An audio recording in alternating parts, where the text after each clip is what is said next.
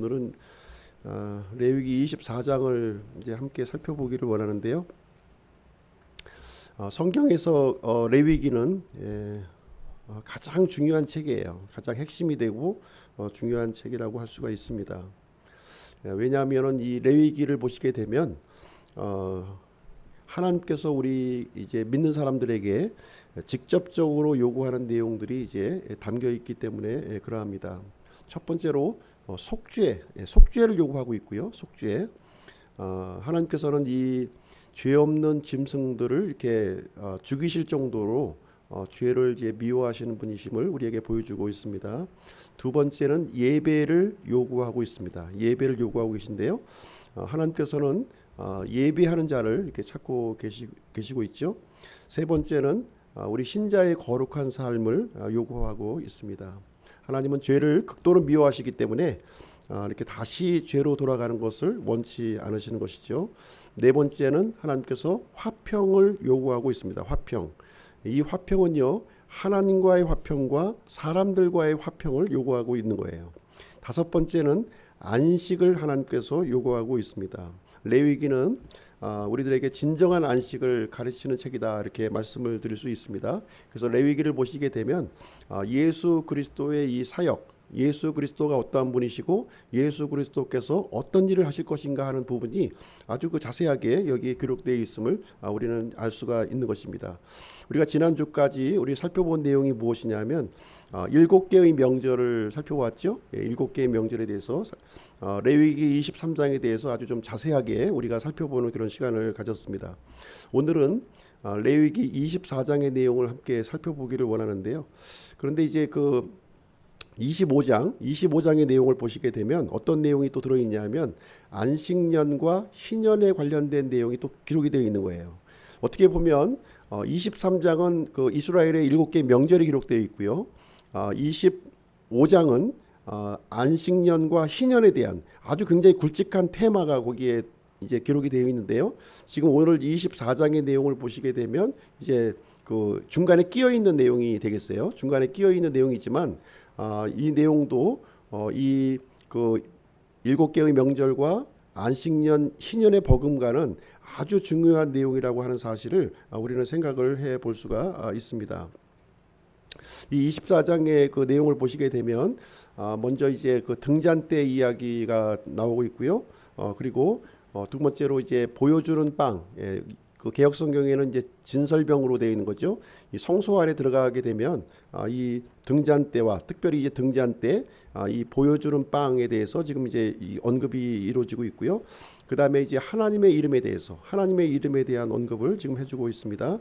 그리고 이제 이제 부록, 이제 24장이 어떻게 보면 좀 마지막 좀 이렇게 좀 부록과 같은 내용으로 해가지고 동해 보복법, 좀 이제 어려운 말이죠. 동해 보복법인데 이 어떤 사람이 나를 이제 이렇게 상해를 일으켰을 때 나도 이제 동일한 그 상해를 상대방에 이렇게 보복할 수 있다 하는 내용의 율법이에요. 이제 그런 내용을 이제 담고 있는 것인데 어떻게 보면 이 율법의 정신도 하나님께서 주신 그 근본적인 본질이 무엇이냐면 보복하는 데 있는 것이 아니라 이렇게 그 이웃을 사랑하는 데 초점이 맞춰져 있음을 우리는 이제 생각해 볼 수가 있는 것이죠.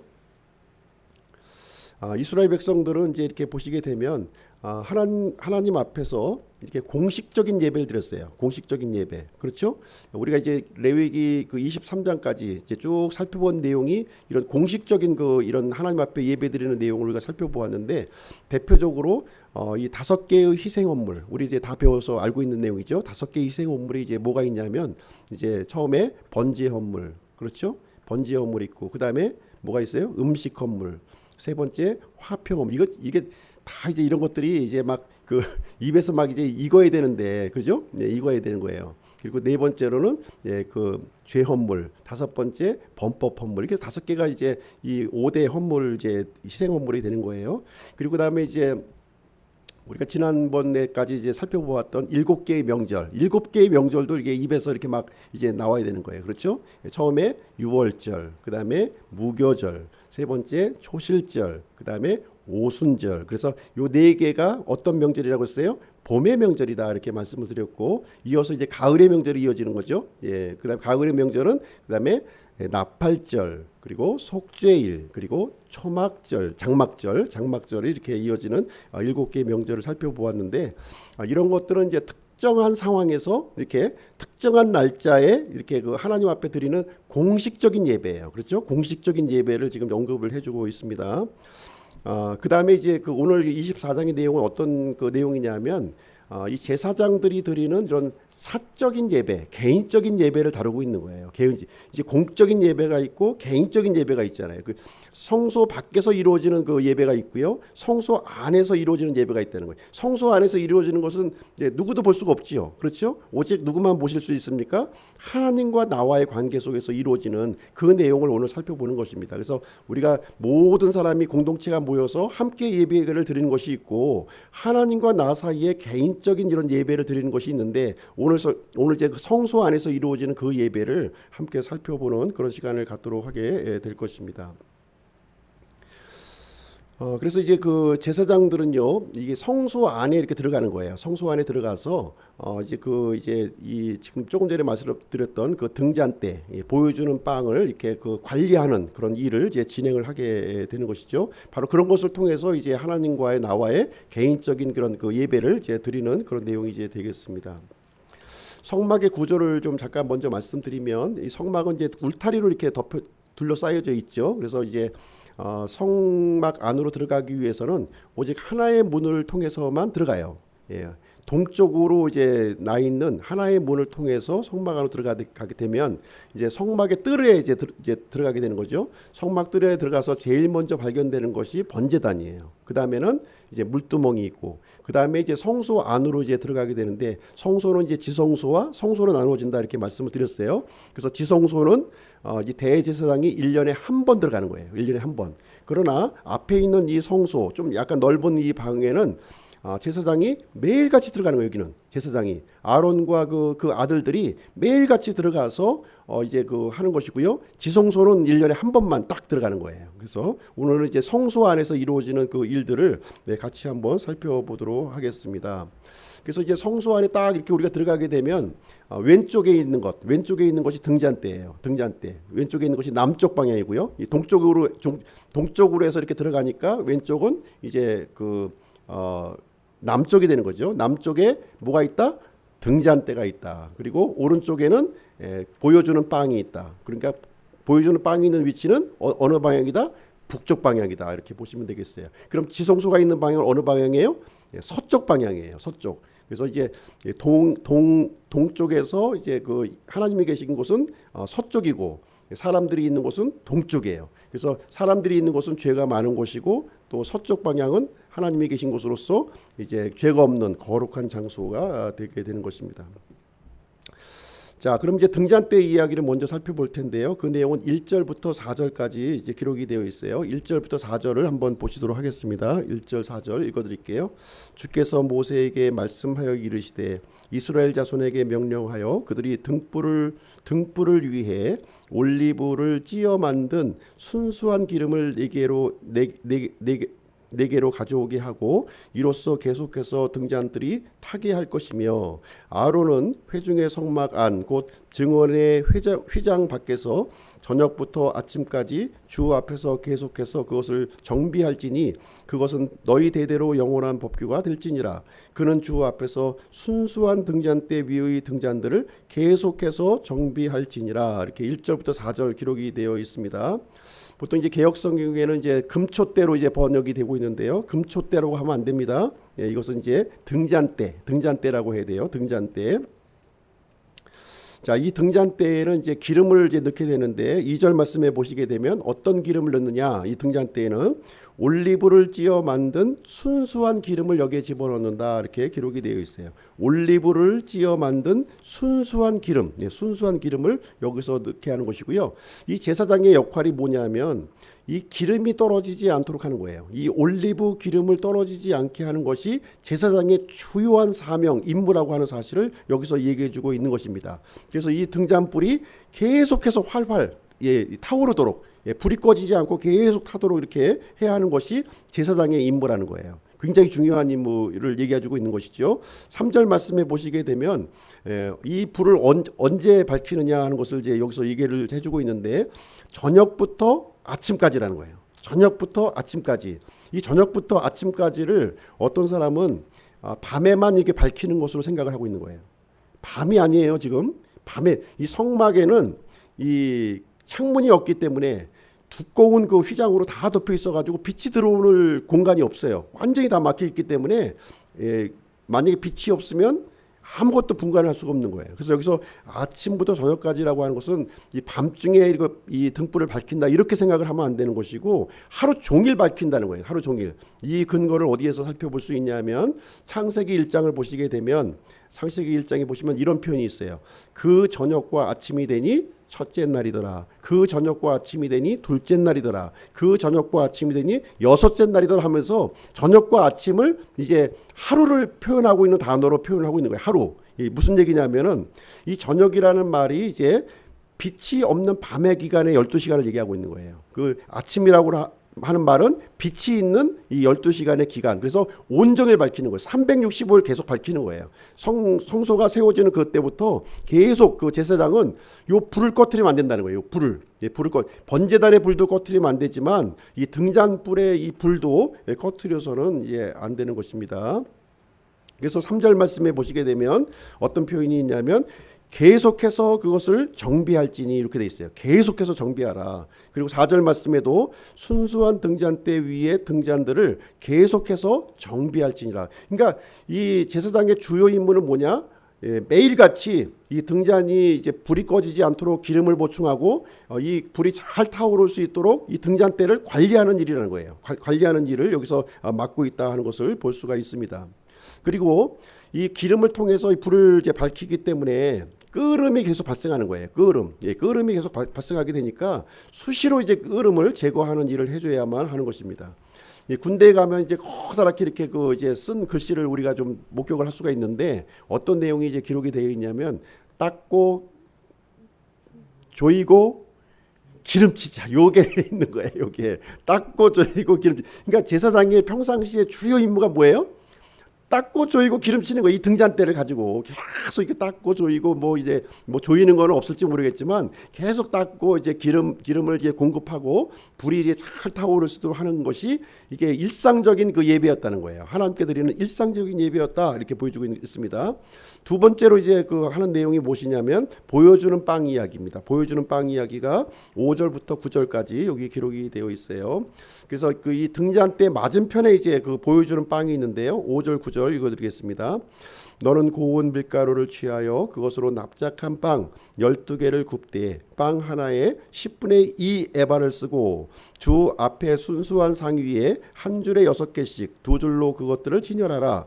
너는 또 순수한 유향을 각각의 줄 위에 두어 그것의 기념물로 곧 불로 예비하여 주께 드리는 헌물로 빵 위에 있게 할 것이며 그는 계속해서 안식일마다 그 빵을 주 앞에 진열할지니 그것은 영존하는 언약에 의해 이스라엘 자손에게서 취한 것이니라. 그 빵은 아론과 그의 아들들의 것이 될지니 그들은 그것을 거룩한 곳에서 먹을지니라.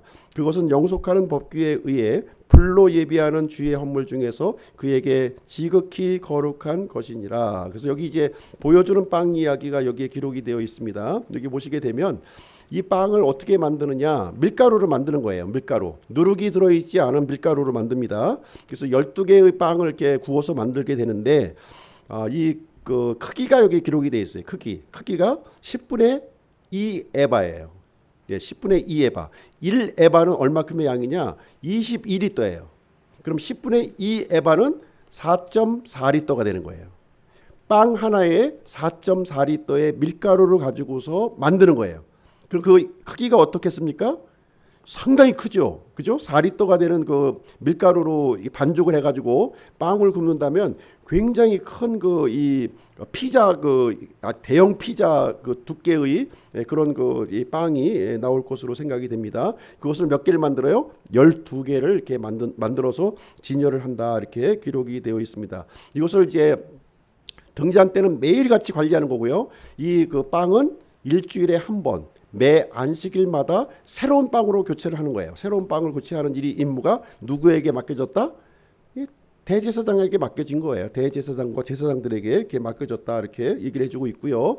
일주일에 한 번 교체가 되어서 이제 물려진 이 빵은 누가 먹냐면은 대제사장이 먹는 거예요. 제사장과 아론의 아들들이 다 이제 그것을 먹게 되고 새로운 빵으로 교체하는 일을 이제 그 진행을 맡게 되는 것입니다. 그러니까 이 일이 보통 일이 아니겠죠. 당시에 요즘에 같이 뭐 이 슈퍼에서 밀가루를 파는 것도 아니고 이 곡식을 다 빻아야 되는 거예요. 다 고운 가루로 빻아가지고 그 다음에 반죽을 하고요. 그것을 굽고요. 그 다음에 이제 진열하는 일을 매주 반복해서 똑같은 일을 반복하는 겁니다. 똑같이 매주 그 등잔대를 관리하는 거는 매일 같이 하고 이 반죽해서 이 굽는 일은 매주 일주일에 한 번씩 이렇게 진행하는 일이 이제 되겠습니다. 어떻게 보면 이 두 가지 업무가 참 지루하고 따분하고 반복되는 똑같은 일을 반복하는 거예요. 똑같은 일을 반복하는 그런 일과가 되겠습니다. 그런데 이것이 가장 중요한 제사장의 임무이다. 이것을 우리에게 알려주고 있는 내용이 되겠습니다.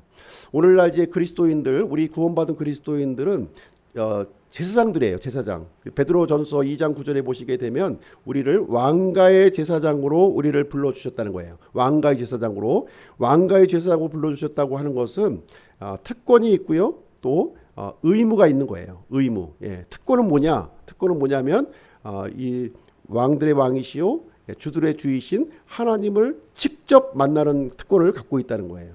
우리가 동사무소에 가서 우리가 동장 선생님을 만나려고 해도 쉽지 않아요. 그렇지 않습니까? 여러 사람 거쳐서 이렇게 만나야 되고 특별한 일이 없으면 만나주지도 않아요. 그러나 우리 제사장은 우리 그리스도인들은 하나님을 직접 만날 수 있는 우리 특권이 우리에게 주어졌다 이렇게 말씀해주고 있고요. 거기에 따른 의무가 또 있는 거죠. 하나님을 직접 배알할 수 있는 특권이 있는 반면에 우리들은 이 하나님의 덕을 선전하는 그런 의무를 우리가 가지고 있음을 우리가 알아야 되는 것입니다. 그래서 우리의 그 입을 통해서 우리의 또 몸을 통해서 하나님의 이 영광스러운 덕을 우리는 선포할 책임을 가지고 있음을 말해주고 있는 것이 되겠습니다. 그래서 이제 우리가 이제 그리스도의 향기를 드러내는 거죠. 그리스도의 향기를 드러내는 건데 이 그리스도의 향기를 드러내는 이 동력이 어디 있느냐? 특별한 게 없다는 거예요. 이 그리스도의 향기를 드러내는 이 동력이 바로 아주 단순하고 따분하고 이 반복적으로 진행하고 있는 이 두 가지 직무를 통해서 이제 이 동력이 발생된다고 하는 사실을 우리에게 알려주고 있는 것입니다. 그래서 하나님의 일을 한다고 하는 것은 놀라운 일을 하는 게 아니에요. 이렇게 단순하게 이게 그 반복적인 일을 통해서 하나님의 영광스러운 일을 너희들이 참여할 수 있음을 우리에게 말씀을 해주고 있는 것이고요. 이런 단순한 일을 통해서 우리가 하나님의 영적인 생명과 복을 이렇게 쌓아가는 거예요. 이렇게요. 매일같이. 우리가 교회에 나오는 것도 마찬가지예요. 이렇게 수요일날 모이고 또 주일날 모여서 이렇게 어떻게 보면 반복적인 일이잖아요. 그렇죠? 말씀 듣고 또 찬송하고 기도하고 어떻게 보면 똑같은 얘기를 앵무새같이 계속 하려는지 모르겠지만 이런 반복적인 일을 통해서 어떤 일이 이루어져요? 영적인 생명이 이렇게 풍성하게 되고 하나님의 영광을 또 쌓아가는 일을 우리가 하게 된다고 하는 사실을 우리에게 말씀을 해주고 있는 내용이 되겠습니다. 이 등잔대는 빛을 밝히는 거잖아요. 그렇죠? 빛을 밝히는 것이기 때문에 바로 세상의 빛이신 예수 그리스도를 상징하고 있는 거예요. 예수 그리스도를 상징하고 있습니다. 그래서 등잔대를 이렇게 보시게 되면 이제 빛을 발하는 거기 때문에 예수님을 우리가 영접할 때 그 세상의 빛이신 예수님을 영접할 때 우리는 그 빛을 또 이렇게 비출 수 있는 그런 존재로 우리를 삼아 주신다고 하는 사실이 되겠습니다. 그리고 이 보여주는 빵이라고 하는 것은 생명의 빵 대신 예수 그리스도를 또 예표하고 있는 거예요. 그렇죠? 생명의 빵. 그러니까 하나님의 말씀을 우리가 상징하고 있는 것이고요. 그래서 하나님의 말씀을 진열하고 하나님의 말씀을 먹는 것. 이것이 바로 예배라는 거예요. 일상의 예배라고 하는 것을 우리에게 말씀을 해주고 있습니다. 그래서 매주 새로운 말씀으로 우리가 받아들이는 일이 여기에 있는 것입니다. 그래서 이 제사장들이 이렇게 빛을 받추고 그렇죠? 빛을 밝히고 그 다음에 이게 하나님의 이 말씀을 이렇게 먹는 것, 이것이 일상의 예배이다라는 것을 우리에게 알려주고 있습니다. 세 번째로 여기서 이제 알려주고 있는 것은 무엇이냐면 하나님의 이름에 대한 얘기를 또 해주고 있어요. 하나님의 이름. 10절부터 16절까지 이제 기록이 되어 있는데요. 10절, 11절 한번 보시겠습니다. 10절, 11절. 이스라엘 여인의 아들로서 아버지는 이집트 사람인 어떤 사람이 이스라엘 자손 가운데에서 나갔는데 이스라엘 여인의 이 아들과 한 이스라엘 사람이 진영에서 서로 싸우다가 이스라엘 여인의 아들이 주의 이름을 모독하여 저주함으로 그들이 그를 끌고 모세에게 가니라. 그의 어머니의 이름은 단지파에 속한 디브리의 딸 슬로밋이더라. 이렇게 기록이 되어 있습니다. 여기에 보시면 어떤 내용이냐면 특별한 사건이 하나 이제 발생하는 거죠. 무엇이냐면 이집트 남자가 있고요, 이스라엘 여자가 있는 거예요. 근데 이 사람들이 결혼을 했어요. 예, 그렇죠. 결혼을 해가지고 이제 부부가 되었고요, 아들을 이렇게 낳았는데 이 아들이 문제를 일으킨 겁니다. 아들이 그래서 이 아들이 이스라엘 사람과 같이 이렇게 그 다투는 일이 이제 발생이 됐는데 그 이집트 사람과 이제 이스라엘 여자 사이에 태어난 이 아들이 싸우면서 하는 말이 무슨 얘기였냐면 하나님의 이름을 모독하고 하나님의 이름을 저주하는 일이 여기서 발생이 된 거예요. 그래서 이 문제를 가지고 하나님 앞에 이제 어떻게 처리했으면 좋겠냐 하고서 이제 하나님 앞에 질문을 이제 가지고 가는 문제가 여기서 이제 일어났는데 이때 하나님께서 어떻게 말씀을 하시냐면 그 돌로 쳐서 죽이라고 하는 명령을 여기서 이제 내리시게 됩니다. 그래서 하나님의 이름을 이렇게 저주하고 이렇게 모독하는 것은 가장 큰 죄로 이렇게 진행하신다고 하는 사실을 얘기해주고 있어요. 그래서 우리 하나님을 믿는 이 백성들, 이 믿는 사람들이 가장 중요한 가치로 생각해야 될 것이 무엇이냐? 하나님의 이름이라는 거예요. 하나님의 이름이 이제 이 가장 중요한 얘기를 이제 가치를 우리에게 주고 있기 때문에 하나님의 이름을 높이고 하나님의 이름을 영광스럽게 해야 된다는 겁니다. 그러지 아니하고 하나님을 모독하고 하나님을 저주하게 되면은 그것은 이제 목숨을 끊을 만큼 아주 흉악한 죄라고 하는 사실을 여기서 이제 이 사건의 그 예를 들어서 우리에게 알려주는 내용이 되겠습니다.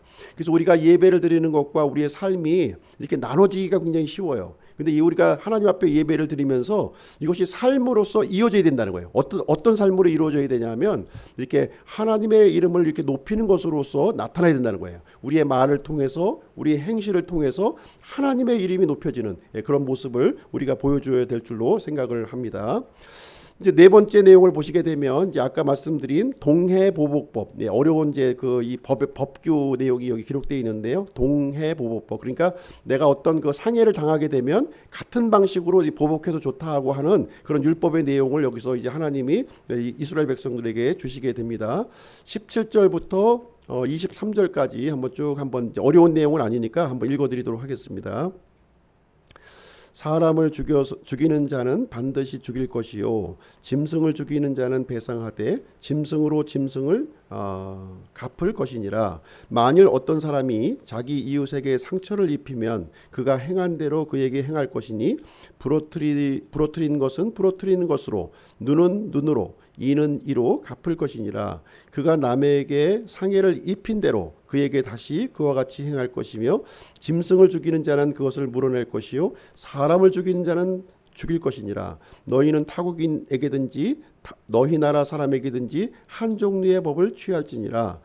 나는 주 너희 하나님이니라. 모세가 이스라엘 자손에게 말하니 그들이 그 저주한 자를 진영 밖으로 끌어내어 돌로 쳤더라. 이스라엘 자손이 주께서 모세에게 명령한 대로 행하였더라. 이렇게 이제 기록이 되어 있습니다. 그래서 여기 동해보복법은 율법의 중요한 원칙을 여기서 가르쳐 주고 있어요. 하나님의 이름을 모독하면 죽이라는 거예요. 돌로 죽이라. 그리고 사람을 이렇게 죽이게 되면 그 사람을 반드시 죽이라는 거예요. 하나님의 이름을 모독하는 것과 사람을 이렇게 살인하는 것을 같은 죄로 이렇게 지금 보고 있는, 동일한 죄로 지금 이제 중한 죄로 보고 있는 것이죠. 네, 중한 죄로 여기서 보이고 있는 것입니다. 왜냐하면 하나님의 이름을 모독하는 것과 하나님의 형상대로 지음받은 그 사람을 죽이는 것을 같은 그 죄값으로 지금 이제 보고 있는 모습을 우리는 살펴볼 수가 있는 것입니다. 그 외에 짐승을 죽였으면 짐승의 값을 배상하면 되는 것이고요. 어떤 그 상처를 입게 되면 동일한 상처로 상대방을 이제 갚아야 될 것을 여기서 얘기를 해주고 있는 내용이 되겠습니다. 그래서 이것은 어떤 것을 가르쳐 주냐면 당시에는 이렇게 어떤 내가 이제 피해를 입게 되면 이제 과도하게 보복하는 일이 있었던 거예요. 예, 내가 이제 물건을 이제 조금 빼앗기면 아주 상대방에게 그 이상의 보복을 많이 이제 행하였기 때문에 하나님께서는 이것을 이제 같은 수준으로 이제 보복할 것을 말씀하셨고요. 그리고 이것을 이제 개인적으로 이렇게 감정적으로 할 게 아니라 공적인 자리에 이렇게 끌고 나와서 제사장에게 나와 가지고 공적으로 이렇게 집행할 것을 이렇게 이제 율법으로 우리에게 주신 말씀이 이제 되겠습니다. 그래서 이 동해보복법의 본래의 취지는 무엇이냐면 과도한 보복을 하지 말라는 거예요. 과도한 보복을 하지 말라. 그리고 사적인 보복을 하지 말라. 그리고 이 사람의 이 생명이나 이 짐승의 생명을 내 몸과 같이 아끼라는 거예요. 내가 이렇게 귀한 것처럼 상대방에게도 굉장히 귀하다는 거예요. 상대방 몸도 귀하다는 것을 알고 범죄 예방의 목적으로서 이 법을 주신 것이지 보복을 해도 좋다고 하는 이 이 어떤 보복을 정당화하기 위해서 주신 법은 아니다, 이렇게 이해를 해주시면 되겠습니다. 오늘 이제 24장 말씀을 쭉 살펴보았는데 한번 적용할 교훈을 한번 좀 말씀드리도록 하겠습니다. 그럼 우리 그리스도인들은 이렇게 일상의 예배, 당시 이제 성막이 있을 때는 제사장들이 이렇게 성소의 일을 섬기면서 이제 개인적인 예배를 하나님과 가졌는데, 우리 그리스도인들은 그럼 어떻게 하나님과 이렇게 좀 일상의 예배를 우리가 드릴 수 있느냐 하는 것을 좀 말씀을 드리도록 하겠습니다. 이 본문 말씀에 보시게 되면 순수라고 하는 단어가 이렇게 반복돼서 기록이 되어 있어요. 순수라고 하는 단어가 반복되어 있는 거예요. 그래서 순수라고 하는 단어를 통해서 하나님 앞에 이렇게 순수한 것들을 하나님께 드리는 것을 통해서 우리가 사적인 예배를 드릴 수 있구나 하는 사실을 우리가 이제 발견을 할 수가 있는 것입니다. 첫 번째는 뭐냐? 2절 말씀에 기록되어 있는데요. 순수한 기름으로 이제 하나님께 드리라는 거예요. 순수한 기름으로 드리라. 2절 말씀 보겠습니다. 이스라엘 자손에게 명령하여 그들이 등불을 위해 올리브를 찧어 만든 순수한 기름을 네게로 가져오게 하고 이로써 계속해서 등잔들을 타게 할 것이니라. 여기서 보면 이제 기름이 무엇을 의미하고 있냐면 기름은 성령님을 의미하고 있는 거예요. 성령님, 그렇죠? 올리브 기름을 성령님을 이제 상징을 하고 있는 내용이 되겠습니다. 그래서 우리 그리스도인들은 어떻게 이제 해요? 이제 이 거룩한 성령님으로 충만함을 받아야 된다는 거예요. 매일같이, 이것은 매일같이 우리가 이 성령님의 충만을 받아야 할 것을 우리에게 해주시는 말씀이 되겠습니다. 이 성령의 충만함을 받으라고 하는 얘기는 무슨 얘기냐면 성령님의 지배를 받는 삶을 얘기하는 거예요. 성령님으로부터 지배받는 삶을 내가 지배하는 것이 아니라 성령님이 나를 지배하는 삶을 사는 것이죠. 그래서 성령님이 지배하는 언어를 사용하고 성령님이 지배하는 그 생각을 우리가 갖고 성령님이 지배하는 행동을 우리가 옮기는 것을 우리에게 얘기를 해주고 있는 거예요. 그래서 만약에 그리스도인이라 할지라도 이 성령님에 의해서 지배를 받지 않게 되면은 육체의 지배를 받을 수밖에 없는 거예요. 그래서 우리가 이렇게 악한 행동이 나올 수 있었던 이유는 뭐냐면 성령님으로 지배받지 않으면 누구든지 악한 이런 행동이 나올 수 있다는 거예요. 요즘에 목사라든가 장로들이 이렇게 사기치고 성수행하는 거 보면은 어떤 걸 볼 수가 있습니까? 성령님으로 충만하지 않고 이런 육체의 본성으로 충만했기 때문에 그런 잘못을 저지른다 하는 것을 볼 수가 있는 것입니다. 그래서 손가락으로 이렇게 믿는 사람들이 손가락질로 이렇게 지적받는 그런 일들이 그리스도인들이 마땅히 성령님으로 충만해야 되는데 성령님으로 지배를 받아야 되는데 이 육신의 본성에 지배받고 세상의 것들로 이렇게 채워져 있으니까 이렇게 지적질을 이렇게 받는 그러한 일이 되는 것입니다. 성령님의 이 4대 사역을 잠깐 요약해드리면 성령님의 사역은 첫 번째로 말씀을 이렇게 깨닫게 해주시는 사역이에요. 이거 하나님의 말씀을 읽었을 때 성령님의 조명하시는 사역을 통해서 이 말씀을 깨닫게 해주시는 사역을 해준다는 거예요. 첫 번째는. 두 번째 성령님의 사역은 무엇이냐? 성령님의 사역은 진리 가운데로 우리에게 인도하시는 사역을 하는 것이죠. 인도. 그러니까 이 성령님의 우리가 지배를 받게 되면 성령님은 어디로 인도해요? 우리를 진리 가운데로, 옳은 길로, 바른 길로 인도해 주시는 일을 한다, 이렇게 하는 것입니다. 세 번째로 성령님의 사역은 성령님의 열매를 맺게 해주시는 거예요. 우리를. 우리가 성령님의 지배를 받게 될수록 우리에게 어떤 일이 일어나요? 우리가 성령님의 성품으로 이 갈라디아서 5장에 기록되어 있는 성령의 열매를 우리가 주렁주렁 이렇게 맺히게 된다고 하는 사실입니다. 마지막으로 성령님의 사역 네 번째는 은사를 주신다는 거예요. 영적인 선물을 주신다는 거예요. 영적인 선물. 예, 기도를 하는데 이렇게 능력이 있게 하고 파워풀하게 하고, 예, 성령님이 주시는 이 힘으로 모든 일을 감당하는 거예요. 예, 우리가 교회를 섬기는 일, 교회를 세우는 일, 성도들을 돕는 일, 이런 것들을 성령님의 이런 그 영적인 선물을 통해서 우리가 그 힘으로 우리가 감당할 수 있도록 이렇게 해 주시는 것이 되겠습니다. 자, 두 번째로 이제 무엇이냐면, 두 번째는 이제 4절 말씀에 기록되어 있어요. 4절 보겠습니다. 4절은 순수한 등잔대라는 거예요. 순수한 등잔대. 4절.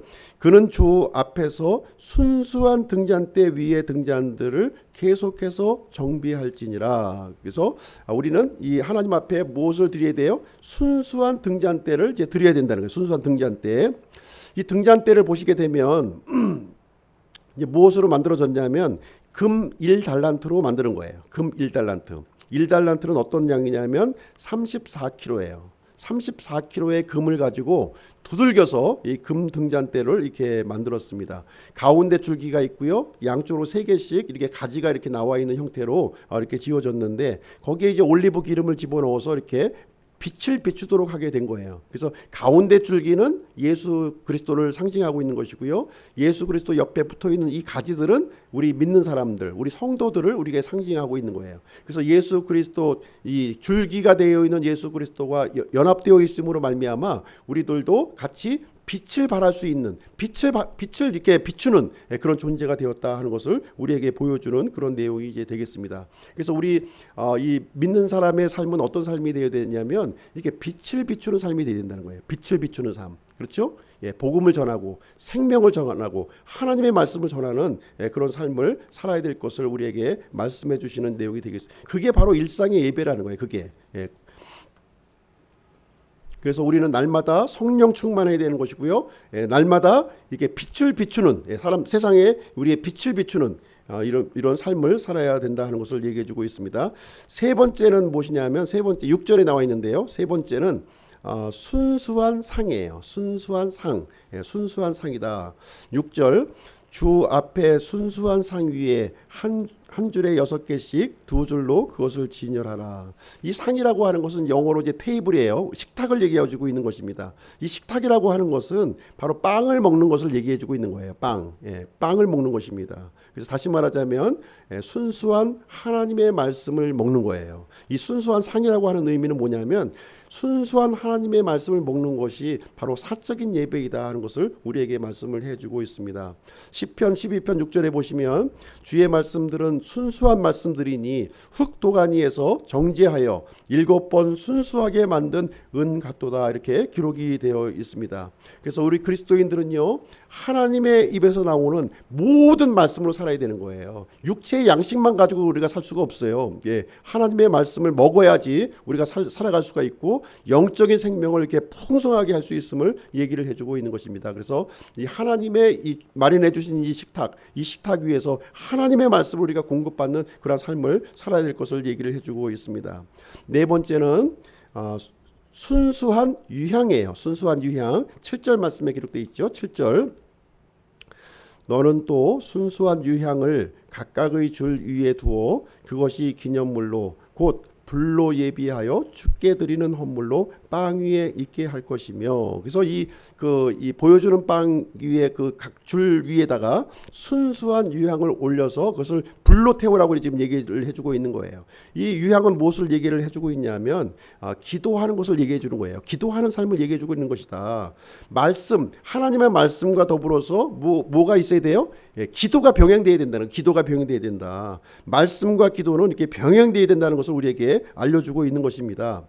말씀만 이렇게 취하고, 기도하지 아니하고, 또 기도만 취하고 말씀만 취하지 않게 되면 기형적인 믿음이 된다는 거예요. 기형적인 믿음. 그래서 이제 말씀과 기도 이렇게 같이 함께 하나님 앞에 드려야 되는 것입니다.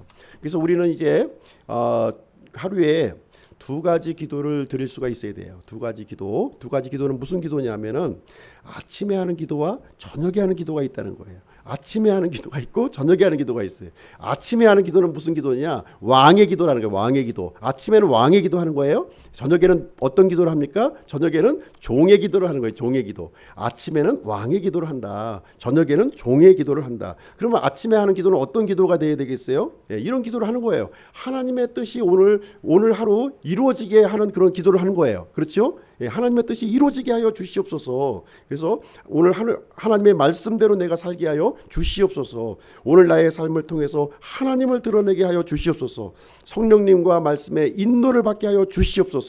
하나님의 뜻이 이루어지게 하여 주시옵소서 하면서 하나님의 이 원하심, 그 기대하심을 이제 아침에 기도하는 거예요. 나를 통해서 이루어질 수 있도록 하는 왕의 기도를 이제 드리는 게 되는 것이고, 그 다음에 저녁에는 종의 기도로서 이제 어떤 기도입니까? 이제 감사의 기도를 하는 거죠. 하루를 이렇게 인도해 주신 하나님의 은혜에 대해서 감사하는 기도를 하는 거예요. 안전하게 지켜주셔서 감사합니다.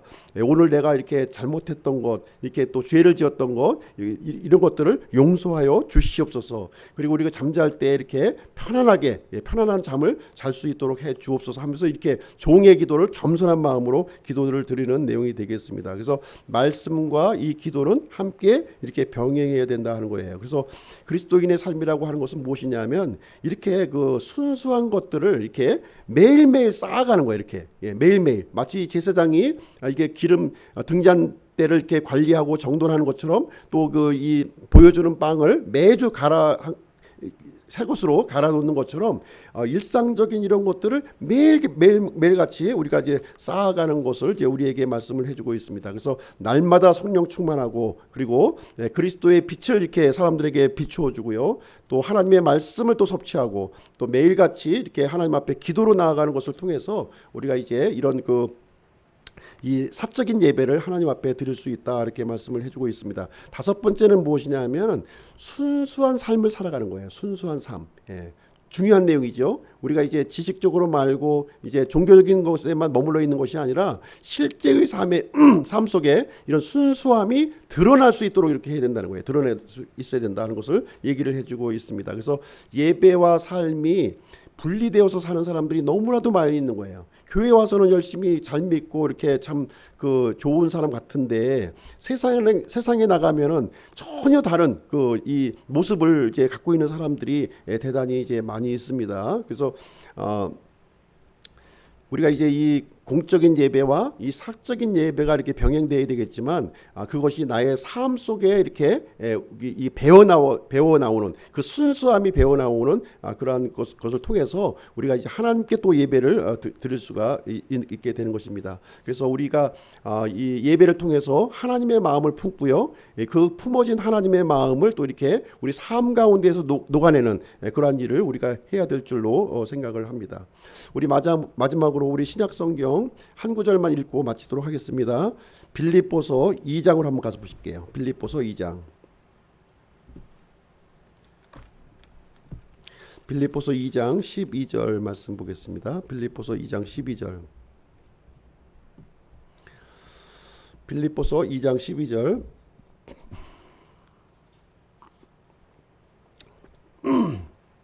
신약 성경 298페이지입니다. 그러므로 나의 사랑하는 자들아, 너희가 항상 순종한 것 같이 내가 있을 때뿐 아니라 지금 내가 없을 때에도 더욱더 순종하여 두려움과 떨림으로 너희 자신의 구원을 일하여 드러내라. 하나님께서 우리에게 이루어 주신 것들이 있죠. 하나님께서 주신 은혜도 있고요, 하나님께서 주신 믿음도 있고요, 하나님께서 주신 이 구원이 있습니다. 이 구원을 어떻게 돼요? 꼭 간직하고 있으면 안 된다는 거예요. 꼭 간직하면 간직하고 있으면 안 되는 거지. 어떻게 돼요? 일하여 드러내라는 겁니다. 하나님께서 나에게 베풀어 주신 이런 것들을 내 안에 차곡차곡 쌓았고요, 그 쌓은 것을 이렇게 일하여 밖으로 이렇게 드러내는 거예요. 드러내는 삶을 우리가 살아야 될 것을 얘기를 해주고 있습니다. 그래서 우리 하나님과의 그런 이 사적인 예배는 무엇이냐? 이렇게 순수한 것들을 날마다 쌓아가는 거예요. 어떻게 보면 이게 이 그 반복적인 일이고요. 어떻게 보면 따분한 일일지도 모르겠지만 하나님께서는 그것을 통해서 이 순수한 것을 쌓아가는 일을 통해서 하나님은 우리에게 복을 주신다는 거예요. 예, 넘치는 폭포수와 같은 우리의 복을 이제 우리에게 주시고 우리의 삶을 풍성하게 이렇게 열어 주신다고 이렇게 말씀을 해 주시고 있는 것입니다. 그래서 하나님을 예배한다고 하고 또 하나님을 또 이렇게 잘 믿는다고 하면서 이렇게 이기적인 모습을 보이고 인색한 모습을 보이면은 이게 예수님 믿으세요 그러면 믿겠습니까? 그 사람이 그런 모습을 보고 예수님 믿겠냐고요. 그래서 하나님의 풍성함 있게 드러내면서 이 하나님을 이렇게 같이 믿어봅시다 했을 때 그분이 이제 이렇게 빛 가운데로 나오는 놀라운 일이 이제 우리에게 이루어지는 줄로 믿습니다. 그래서 우리의 일상의 그런 예배, 일상의 예배가 대단히 중요하다는 거예요. 지금 그래서 이제 그 레위기 3장과 25장은 이렇게 공적인 그 이 공동체의 예배를 지금 얘기를 강조하고 있는 것이고요. 24장은 별거 아닌 것 같지만 이게 중요하다는 거예요. 가장 중요하기 때문에 이 가운데 부분에다가 이렇게 집어넣어서 이제 강조하고 있는 부분이 되겠어요. 그래서 하나님과 나 사이에 이 공적인 예배가 공적인 예배로서의 어떤 이 영광이 되려면은 하나님과 나 사이에 이 개인적인 예배가 이게 그 매일같이 또 매주 이런 것들이 쌓아져야 된다고 하는 사실을 우리에게 말씀을 해주고 있는 내용이 이제 되겠습니다. 그래서 일상의 예배는 그리스도인의 영적 생활의 생명줄이라는 거예요. 생명줄. 이게 소홀히 할 게 아니라는 거예요. 이게 기초고요. 이 기초에 충실했을 때 영적인 이 생명줄로서의 역할을 우리에게 감당해 준다는 것을 우리에게 얘기를 해주고 있습니다. 그래서 이런 그 일상의 이 진행되는 이 일들이 뭐 귀찮다, 바쁘다, 할 일이 많다 이런 핑계로 해서 이렇게 핑계를 대고서 안 한다면 이것은 생명줄을 이렇게 약화시키는 거예요. 약화시키는 그런 모습이 되는 것입니다. 그래서 우리가 이렇게 수요일날 모이고 주일날 모이고 성도의 교제들을 하는 것을 통해서 이런 반복적인 일을 통해서 우리가 이제 순수한 것들을 하나님 앞에 쌓아가고 이제 하늘의 복을 쌓아가는 것이라고 우리에게 말씀을 해주고 있는 것입니다. 그래서 공적인 예배와 그리고 사적인 예배를 통해서 하나님의 풍성함을 경험하고 믿지 않는 사람들에게 이 하나님의 덕을 이렇게 선포하고 전하는 우리 기쁨 침례교회 성도님들이 되시기를 주님의 이름으로 축원드립니다.